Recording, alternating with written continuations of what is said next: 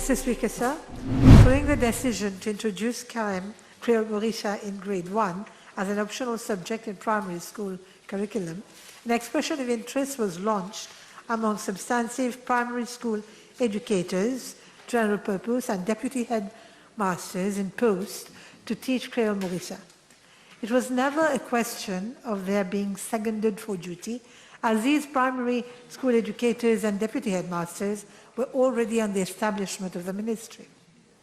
Mr. Speaker, sir, I wish to inform the House that there were some 40 in-service primary school educators who opted for the teaching of Kreol Mauricien in 2012.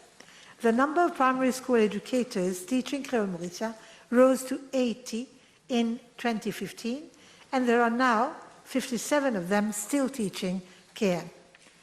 These primary school educators retained all their terms and conditions of service, including seniority placing and promotional prospects.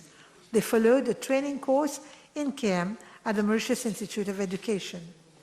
Mr. Speaker, sir, as regards Part B of the question, additional teaching resources were required with a growing number of pupils opting for Kreol Mauricien, and to that effect, 115 primary school educators to specifically teach Kreol Mauricien were appointed in 2015 after successful completion of a 2-year training course at the MIE.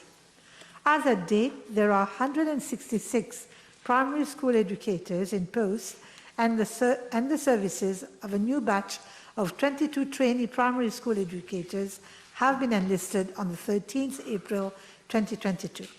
Arrangements are being made for these trainee primary school educators to follow a training course at the MIE.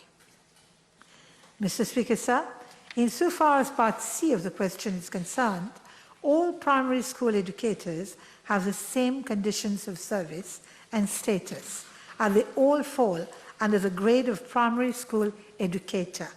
They are all governed by the same scheme of service.